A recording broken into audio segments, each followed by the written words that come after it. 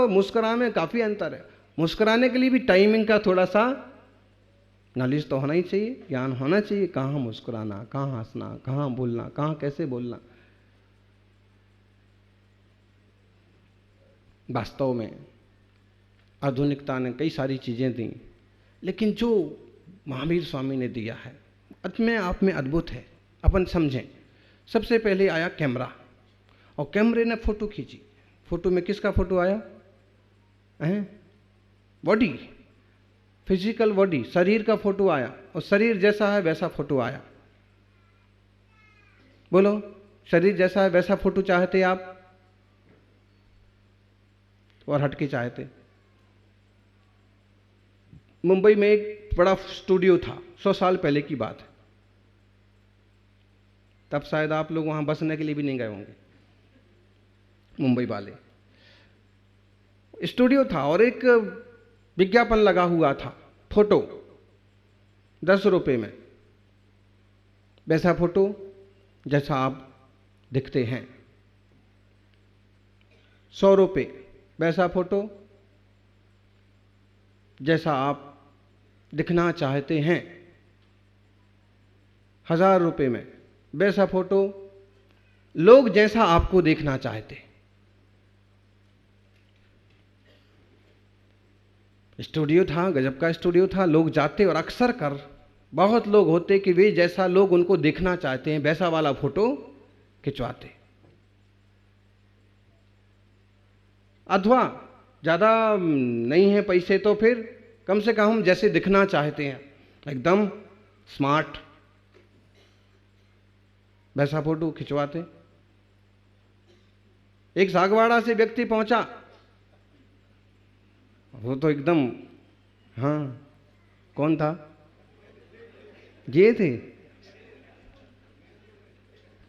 जो भी थे, नाम तो मेरे को पता नहीं, लेकिन था वो यहीं कहीं का। क्या वो गया और उसने अंदाज लगाया कि ऐसा कैसे हो सकता है, हम लोगों को जैसा दिखना चाहते हैं और हम लोग जैसा हमें देखना चाहते हैं वैसा फोटो। और उसने कहा इस फिजूल की बकवास में नहीं जाना, अपने को तो एक पासपोर्ट साइज का फ़ोटो चाहिए और अपना राशन कार्ड, आधार कार्ड वगैरह बनवाने के काम आ जाए बस। और वो गया कैमरे मैन के पास, उसने कहा कि बस मेरे को तो जैसा मैं दिखता हूँ वैसा फ़ोटो खींचो। कैमरा मैन देखता रह गया। बोले कि मेरी दुकान की 100 साल की इतिहास में ऐसा आदमी पहली बार आया कि जैसा दिखता है वैसा फ़ोटो चाहता है, वरना लोग चाहते हैं कि मैं जैसा दिखना चाहता हूँ वैसा फ़ोटो खींचो। लोग मुझे जैसा देखना चाहते हैं वैसा फोटो खींचो। उसने पूछा तीनों में अंतर क्या है? कैमरेमैन ने कहा कि जब तुमने फोटो खिंचवा ही लिया है 10 रुपये वाला, तो तुम्हें बताने से अब क्या दिक्कत है? तीनों में अंतर तो कुछ नहीं है, आदमी तो जैसा है वैसे ही रहेगा, फोटो वैसे ही आने वाला है, लेकिन बस इस विज्ञापन से मेरी कमाई भरपूर हो जाती। लोगों की ये भूल है कि वे दूसरे जैसा देखना चाहते हैं वैसा बनने की कोशिश करते। अरे वैसा बनने की क्या कोशिश करते? या फिर जैसा हम दिखना चाहते हैं वैसा बनने की कोशिश करते, उसमें भी क्या फायदा है? आप जैसे हो वैसे ही हो लो, उसमें बहुत ज़्यादा फायदा है। आप सिंपल हो, सिंपल रहो, कोई दिक्कत नहीं। सरल हो, सरल रहो। हमारे एक महाराज हैं, आज वो मंच पर नहीं है, बहुत सरल स्वभावी हैं, लेकिन वो जब कभी कभी कठोर बनने की कोशिश करते हैं ना, तो एकदम अजूबा दिखते हैं। हाँ, स्वभाव तो उनका सरल है, लेकिन कभी कभी वो अकड़ दिखाने लगते ना, तो लगता ही नहीं है कि इनमें अकड़ है।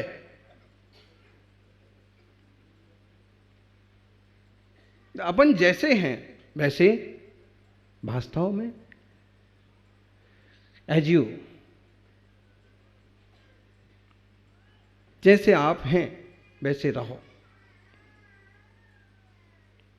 इसका मतलब होगा एकदम प्राकृतिक, एकदम सात्विक, एकदम व्यवस्थित। तो फोटोग्राफी पर जब कैमरा आया तो उससे शरीर का फोटो खींचा गया।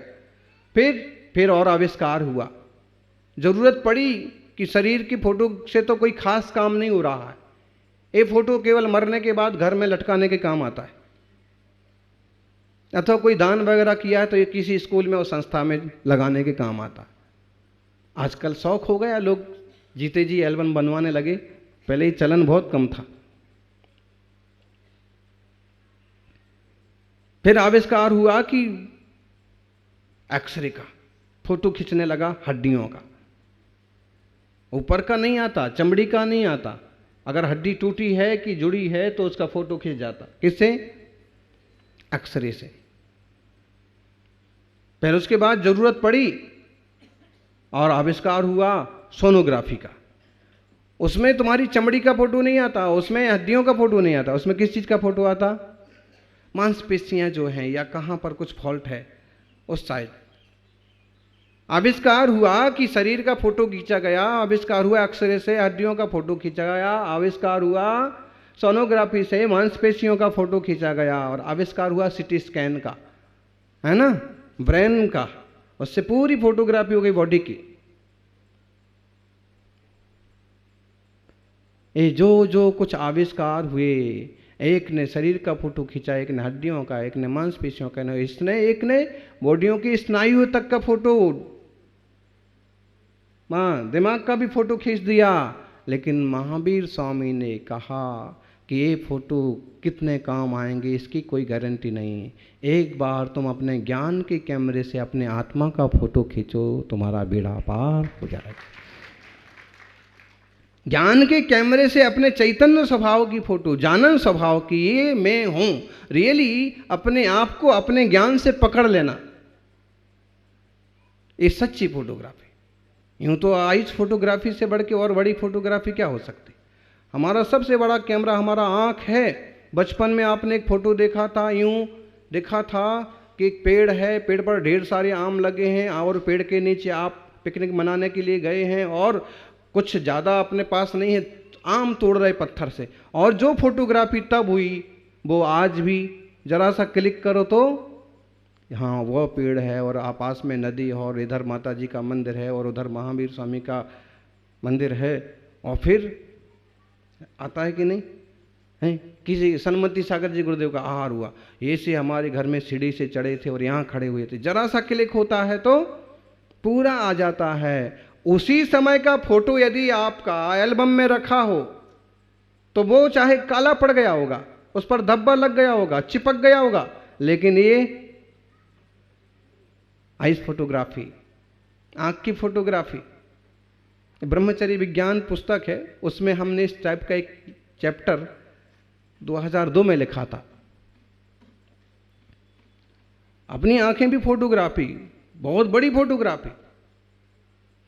हमको जब आरती होती है ना, प्रायः करके हम सम्य शिखर की यात्रा करते, पूरी वीडियोग्राफी आचार्य महाराज के साथ में जो यात्रा 1998 में हुई थी, वो पूरी वीडियोग्राफी चलती है आराम से, और फिर एक चोपड़ा कुंड और एक गणधर टोंक और एक कुंथुनाथ भगवान, नमीनाथ भगवान, अरयनाथ भगवान, मल्लीनाथ भगवान, श्रेयांसनाथ भगवान, पुष्पनाथ भगवान, फिर पदम प्रभु भगवान, निर्जरकूट मुनि सुब्रत भगवान, चंद्रप्रभु भगवान, आदिनाथ भगवान, शीतलनाथ भगवान, अनंतनाथ भगवान, संभवनाथ भगवान, फिर बाया थोड़ा सा घूम के नीचे उतर के वास्तुपूज्य भगवान, चढ़ के बंदर वाले बाबा, अभिनंदन भगवान, पूरा वही फोटोग्राफी वीडियोग्राफी। और उसके बाद जल मंदिर में ज़्यादा रुकने का कोई काम नहीं, यूं आकाश से जाने का सीधा। फिर धर्मनाथ भगवान, सुमतिनाथ भगवान, शांतिनाथ भगवान, महावीर स्वामी, सुपार्शनाथ भगवान, विमलनाथ भगवान, अजितनाथ भगवान, नीचे उतर के थोड़ा फिर नैमीनाथ भगवान, फिर चढ़ करके पार्श्वनाथ भगवान की पूरी वीडियोग्राफी। बहुत पावरफुल है अपना माइंड, लेकिन अपन उसको जिस दिशा में लगाते ना, वो उस चीज को उतना पावर से ले लेता है। अब देखना, एक गाना आया, मान लो कौन सा गाना आया,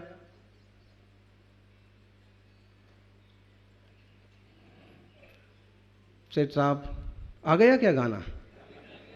कौन सा आया?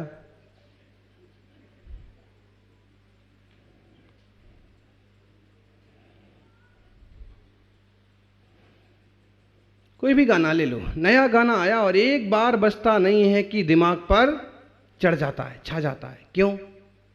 उसका एक तो म्यूजिक गीत वो तो है, लेकिन उसके प्रति हमारा झुकाव और पकड़ने की इच्छा शक्ति, इसलिए वो पकड़ा जाता है। उतनी जल्दी भजन क्यों नहीं लोड होता है हमारे माइंड पर? प्रवचन क्यों नहीं लोड होता है? एक चुटकुला लोड हो सकता है। महाराज जी ने एक चुटकुला सुनाया कोई भी, और वो लोड हो जाएगा।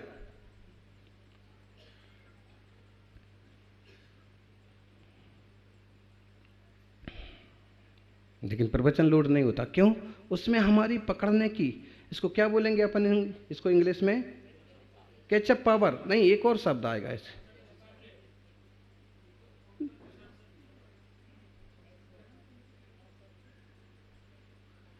कैचअप पावर के अलावा एक शब्द और बोलो डॉक्टर। Grasping power. हाँ, मतलब जो भी है वो कम है। अब यूं बोले कि अब सब लोग बैठे हैं तो अपन भी बैठे हैं, बस सुन रहे तो सुन रहे, उसमें अपनी पूरी पावर से काम करें ना तो पकड़ता है। तो ऐसे फोटोग्राफी, वीडियोग्राफी, सच में एक फोटोग्राफी की तो कितनी काम आएगी ना आएगी, लेकिन एक बार भगवान महावीर स्वामी की आज्ञा के अनुसार अपनी सेल्फ फोटोग्राफी की आत्मस्वरूप को पहचाना तो बेड़ा पार हो जाएगा। नी अप्पा परमप्पा अप्पा अप्पम यथि संपुन्नम तो किम गच्छति बहिरम अप्पा अप्पम सबदा ज्यो। निज आत्मा ही परमात्मा है और अपना आत्मा अपने आप में परिपूर्ण है। हे जीव, फिर क्यों बाहर जाता है? अपने स्वरूप में स्थिर हो, ध्यान दे। ये जो धर्म ध्यान चल रहा ना, ये शुभोपयोग, इसी के लिए सेल्फ प्योरिटी, अपनी शुद्धता, निजी शुद्धता के लिए धीरे धीरे धीरे धीरे जीव का विकास होता जाता है, पार होता जाता है। इतने उलझे हैं संसार के जाल में। तो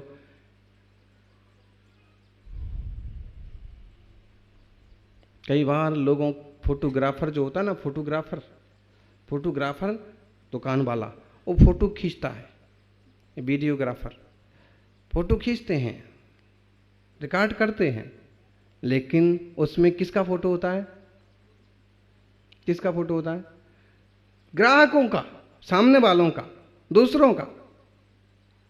उसका खुद का फोटो होता है? नहीं होता। जैसा उसका कैमरा है वैसे हमारा कैमरा है, आपका कैमरा है, बेटे का फोटो है, पत्नी का फोटो है, रिश्तेदारों का भी फोटो है, नई गाड़ी का भी फोटो है, बाड़ी का भी फोटो, लाड़ी का भी फोटो है। सिर्फ फोटो नहीं है तो किसका नहीं है? एक तरह से खुद का ही नहीं है। खुद का फोटो खुद के ध्यान में नहीं है, उनका डेवलप हो रहा है, उनका विकास हो रहा है, करना है, एक खूब ध्यान में है। और गृहस्थी को एक तरह से अपनी जिम्मेदारी निभाना ही चाहिए, लेकिन खुद का भी तो हो कल्याण। हाँ, खुद का कैसे हो कल्याण?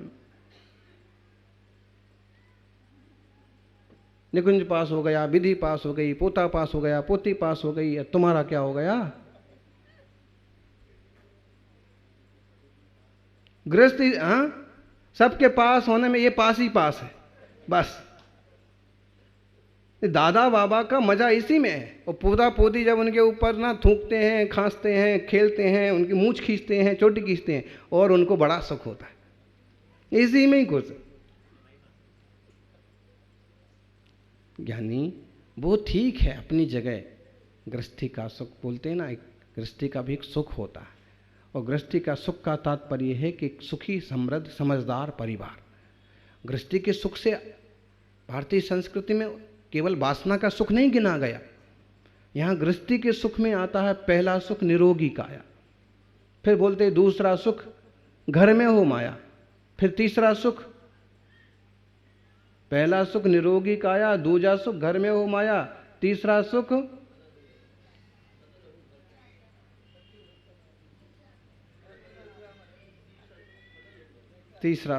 सधन हो घर का। ऐसे बहुत है, 16 है इसमें। फिर पतिव्रता नारी, फिर शुद्ध आज्ञाकारी। ये गृहस्थी के सुख हैं। ये सुखों में रह कर के भी अपने आत्म सुख को भूलना नहीं है, और भूलता नहीं है ज्ञानी। बोलो ज्ञानी। ज्ञानी सब प्रपंच में रह के भी आत्म सुख को भूलता नहीं है।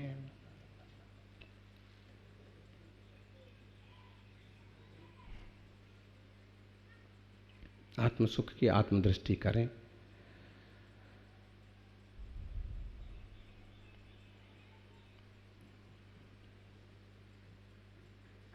बाहर बाहर जाने में क्या फ़ायदा, एक कभी कभी अंतर में भी उतरना चाहिए। एक प्रोफेसर थे, बड़े वैज्ञानिक थे, और अक्सर कर कॉलेज, इस कॉलेज उस कॉलेज, यहाँ लेक्चर वहाँ लेक्चर, खूब लेक्चर देते। और वो आते जब संध्या को वापस, तो देखा कि घर गांव मोहल्ले के बच्चे सब चौराहे तिराहे पर इकट्ठे होके और धमा चौकड़ी उठापटक। शाम को पाठशाला भी लेते हैं तो कोई शांति से थोड़ी बैठते होंगे। बच्चे तो बच्चे हैं। बच्चे का मतलब क्या? बच्चे का मतलब होता है जिसे बचाना पड़ता है वो बच्चा है। हरिवंश राय बच्चन भी ऐसे ही थे। वो बच्चन नहीं थे एक्चुअल, उनकी पत्नी को बार बार उनको बचाना पड़ता था, इसलिए बच्चा को भी बच्चन भी बोलते हैं उत्तर प्रदेश में। ज्यादा बच्चे हो तो बच्चन, तो ऐसे वो बच्चन हो गए। और वही अकेले बच्चन नहीं हुए, उनकी बाद वाली पीढ़ी भी